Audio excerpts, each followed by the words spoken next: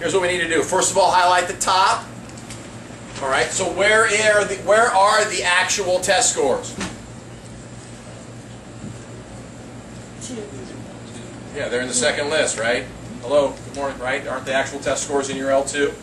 So highlight the top. If you're not highlighting the top, it's not going to work. All right, L2. And then what do I want to do by the formula? I want to subtract. I want to find that distance. Minus. All right, here's the first gotcha. You've got to use parentheses here. If you don't use parentheses, look what will happen. You'll have 70 minus, and you've got the equation of your line, 48.4 plus 0.339x, or you're plugging in 40 here. But if you don't have a parenthesis around this, it won't distribute this minus. It'll distribute the minus to the first one. So I want to calculate that on its own and then subtract it from 70. So we have to have that parenthesis there. Now we paste it. So let's paste that equation that's now in your calculator memory. If I didn't do that stat calculate first, it wouldn't have been able to have that equation aligned in the memory. All right, so vars, statistics, equation, blammo. That keeps all the significant digits in there. Now what? What about the x? The calculator doesn't know what x means. Yes, that's the explanatory variable. You got to tell the calculator, hey, where are you? They can be an L3, L4. To do that, you just go right on top of it and just do an L1. You don't even have to do times. It'll know to do times there. End your parentheses. And there are all of our residuals.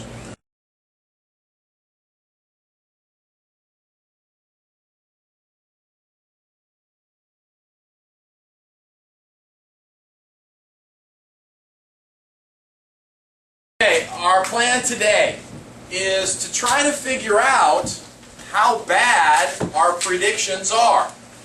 Okay, we figured out how to create a line which hopefully minimized our predictions. Okay, minimize the errors in our predictions. Look, if somebody comes to me and they say, hey, I've studied for 40 minutes, I hope I predict 70 for them, because that's what really happened. But since all these points aren't lined up, when we create a line, they're not going to go through the right points. So when somebody says 40 to me, I'm not going to give them 70. My line is going to be wrong by just whatever that was. Now, we talked about how we developed this line. We tried to create a line which minimized that error. If you remember how we did it, we took each one of those errors, we squared it, and then we added them up. This particular line had the minimum least squares. Okay, you draw any other line and get all those red lines, square them and add them up, it's going to be a bigger number. So we did the best we could, but our line's not perfect. Okay, what we're going to try to do today is quantify those errors. We're actually going to make a graph of them today. Okay, so here's our first challenge. Can we figure out what that distance is? Okay, anybody want to help me? Any ideas? Now this was the equation of our least squared line. Okay, so this is the line we're working on. That's the equation of that line. I want to figure out what that distance is. Jason, do you have an idea? Or? Yeah, you have. Well, if you know how much is going up by or how much is going to the right by, you can just find it. Yeah, even better. I mean, first of all, do we know what point that is? Yes. That one's kind of obvious, right? Isn't that the 126.79? Okay, that was that point. Now what I'm trying to figure out, if somebody comes to me and says, I studied 126 minutes, I want to tell them your test grade 79. But my line's not going to tell them that. How much off am I? Yeah, you could pick a point on that line, then find the difference. Okay, so which point do you want to pick? To find that distance, what point do I want to pick on that line to find that distance? You want to plug 126 into... Yeah. Let's plug 126 into this line and see what the line's going to predict for me. So let's go ahead and do that. And so if you're showing us, if you're trying to figure out the area, you would show me this work. Okay? So, okay, test grade is going to be equal to 48.41 plus 0.339, and I want to plug in here 126. Let me go ahead and do that.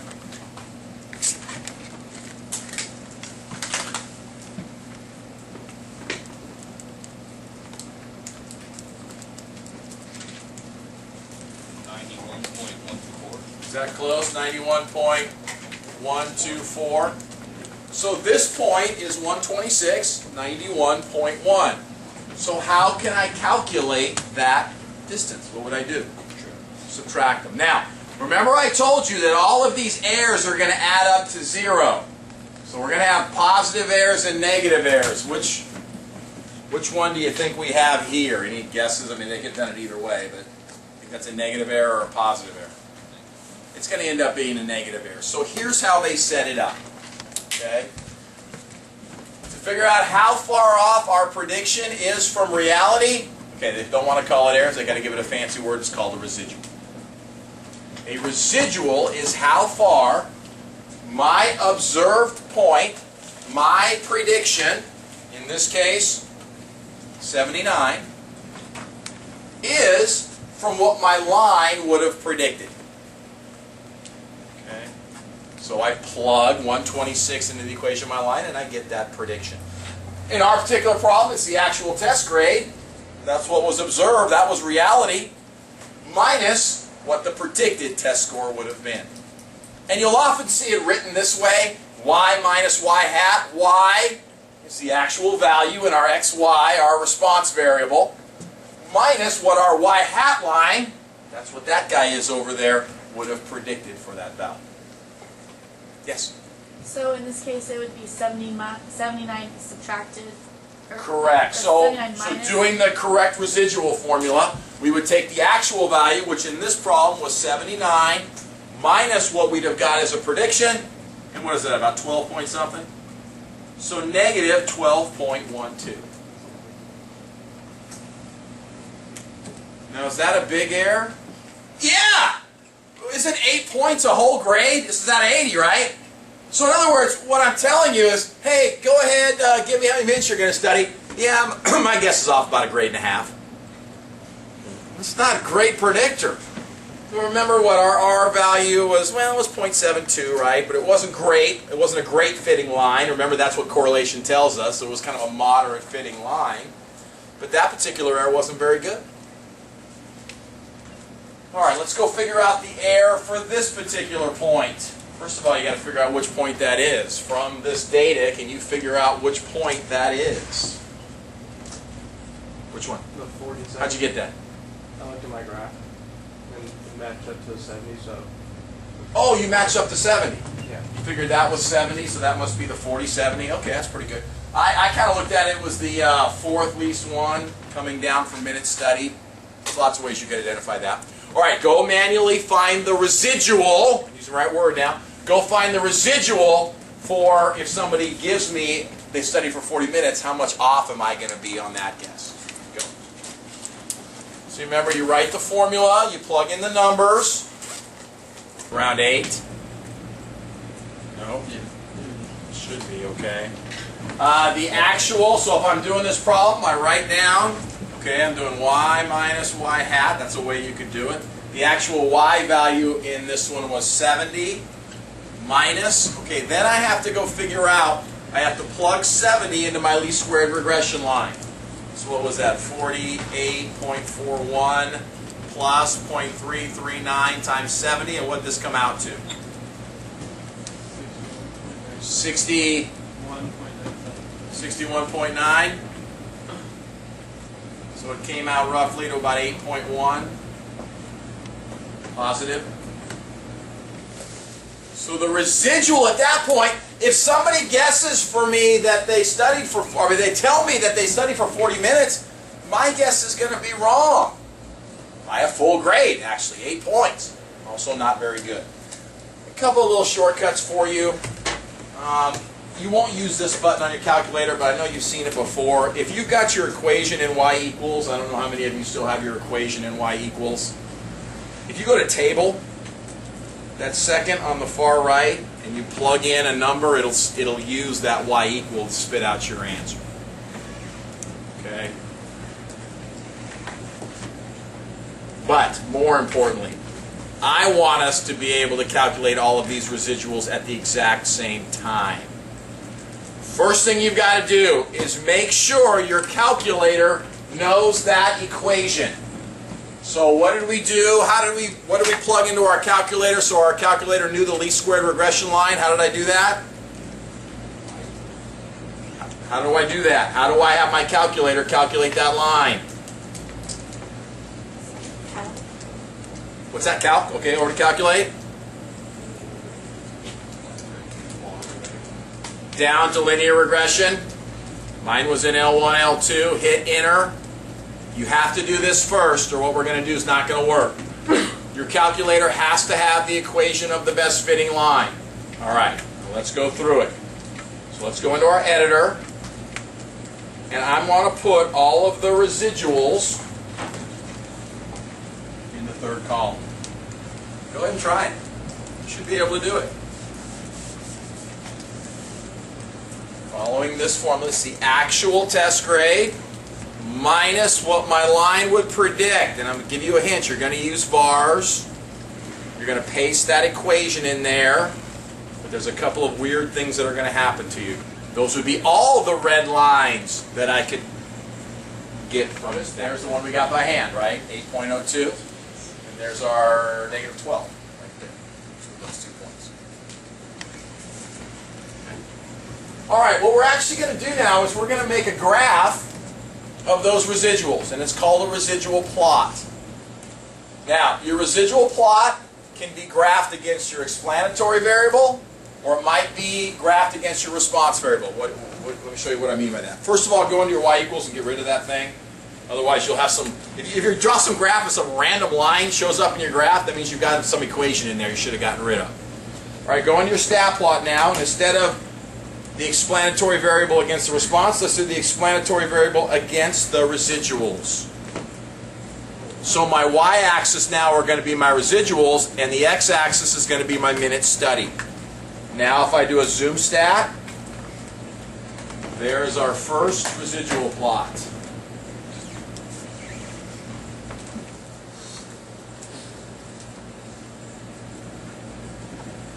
What do I have here? Now remember, this is minute studied, so you would put, I don't know, 0 to 130, show me what those numbers are, and here are our errors. Okay, some positive residuals, some negative residuals. There's old 126 and negative 12. Yes? Don't know how to explain it. Can come to me individually. What? So in our original line, if the point was underneath it, that means it's negative. Right, so down here, so this is your y-axis. These are the residuals, right? Yeah. They're 0. Go to your window. So down here, these will actually negative residuals. All right, like I said, you could also graph your residual plot against the response variable. That'd be like L2, L3. So now I'm graphing the test scores against the residuals. So now if I do a zoom stat, test scores, I think this is 79, right? So here, these test scores go from 0 to 80. These are positive, negative residuals, and there's 79, negative 12. Okay? So those are residual plots. Now, what are you looking for in residual plots? Well, let me tell you what you're hoping not to find. Let's say you fit a line, and your R value is pretty good. You do not want to see a pattern in your residual plot, like this one. This is a parabola shape. Now think about why this is bad. The y-axis are your errors, your residuals. Look at how your errors are going to keep getting bigger when you plug in something further away on either side. You're going to have huge errors out here. I wouldn't be plugging anything in out here because you're going to have huge errors out there. That's bad. Another really bad looking residual plot is like that. Notice how the errors just keep getting bigger and bigger and bigger. So if you plug in something over here, your errors are getting huge. A couple of examples. Go to your book. Page 170.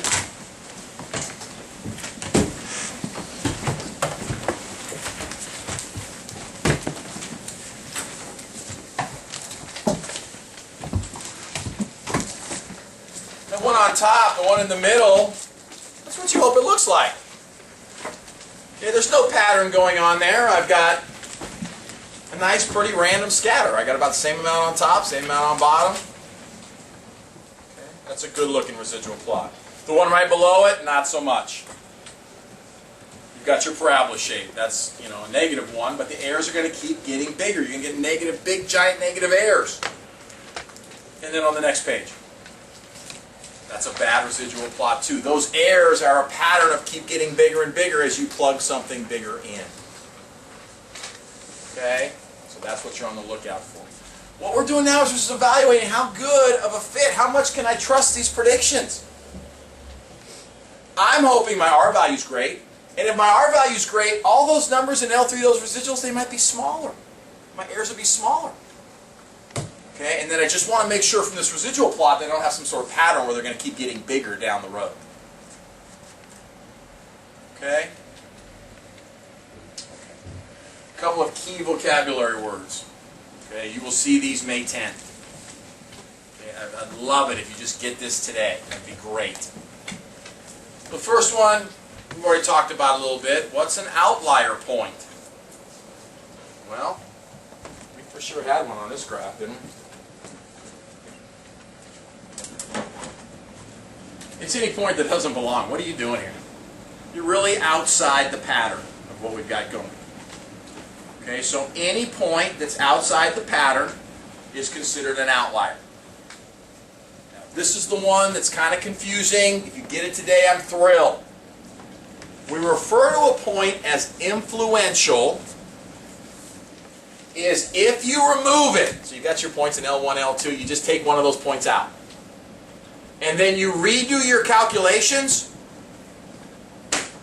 things change. Your R value maybe went from 0.2 to 0.9 or something. Or your line just really changed from 1 point. Okay? If your graph will do that, if your numbers really change, if any one of your significant numbers, right now we've learned R and the least squared regression line, if 1 point, taking 1 point away really moves those, it's called an influential point. If you look at the next page of your book, if you look at child 18, you don't belong with the others. What are you doing there? For sure, you're an outlier. But also, if you had all of those points in your calculator and you took out child 18, your line would really change. Your R value would really change. Whereas child 19, just one second. Child 19, you're also an outlier. You don't really belong with the other ones. But if you took that one out, not much would change. Your line wouldn't change much, your R wouldn't change much. That's what I was going to ask. Like, are they usually the same number, or? Well, so here's the deal. Here's kind of a test case for it. If you've got a point that's far away in the X direction, it's probably going to, in this case, be an outlier, but it's also going to be pretty influential. You'll see that taking this away will greatly change things. And the only way you can tell is to take it out and rerun it. However, if you have a point, you know, that doesn't belong but doesn't go really far out here in the X direction, more than likely it won't change that stuff very much. Now, I had a great question, third period. Really? And, yeah, and I couldn't answer it, but then I figured it out. I was really proud of myself. They said, hey, can you give an example of a point that's not an outlier, but it's influential? So I stumbled in. Then I came up with it. Would you consider any of those an outlier? No, they're all kind of this, you know, all kind of the same. But if you took that away, would your calculations greatly change? Yeah, your R would become +1, and you'd have a much different slope than you would have before. So don't get caught up. I mean, it could be any combination of any. You know, you could have an outlier that's not influential. They could be both. The only test is, well, just this is eyeball, and I don't have any fancy formulas for you here. This is eyeball. Okay. But this guy, you've got to actually take it out and see what happens to your line. Does your slope change? Does your y-intercept change? A lot. Does your R change a lot? If any of those go haywire, then we call that an influential point. Yeah. So influential is generally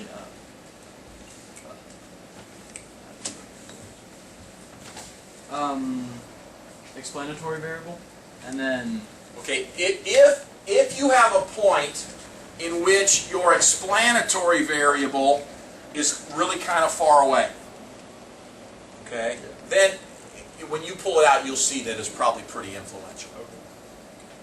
But like I said, this is just rules of thumb. Actually do it. You're going to have a homework problem tonight. You're going to pull a point out. They're going to ask you if it's influential.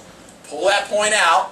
See what happens. Does your R change a lot? Does your equation of your line change a lot? If anything weird happens, then we call that an influential point. Okay? Any other questions? All right, threw a lot at you here, okay? And I'm pretty quick today. Got a fancy name for the errors. Okay, and I think we have these in our calculator now. We have the errors for all of them. I mean, I want all these to be 0. I mean, if all these errors are 0, I can really trust, give me a minute study. I'm going to give you a guess, and it's going to be just like what really happened. Okay, so it would be great if these are all 0. So these are what we call the errors. Their name is residuals. How do we calculate them? We take the actual response variable, okay, and then subtract what our line would have predicted, and we get those residuals. We graph them. They're called residual plots. You can graph them against minutes studied, or you could graph them against test scores. Okay, but what we're on the look at is for any pattern. If one of these things happens, you're like, you know what? I don't trust this line. Don't even give me your minutes studied. I'm not going to give you a very good guess. But if it's got a nice random pattern and your R value is pretty good, we're going to learn a couple of more tests as we go along, but if those things are pretty good, yeah, give me your minutes studied. I'll give you a pretty good guess. What are the red lines on the residual plots? Oh, I was trying to be cute. That means don't. You don't want that. Okay, because they both stop right on. Yeah, I know. I got actually, cute so and it's lazy like- at the same time. I didn't want to. Okay. It's kind of dumb. Anyway, that's what you don't want to see. Okay. Yeah. So typically, if the dot is more further on the x-axis, it's an outlier and influential, and if it's just usually Just don't even think x-axis for outlier. Just look at it and say, hey, any of those points don't belong with the others. I don't care where you are. Okay. But what I'm saying here is, in general, if you've got a point that's far away in this direction, it's probably going to turn out to be influential as well. Okay. Any other questions?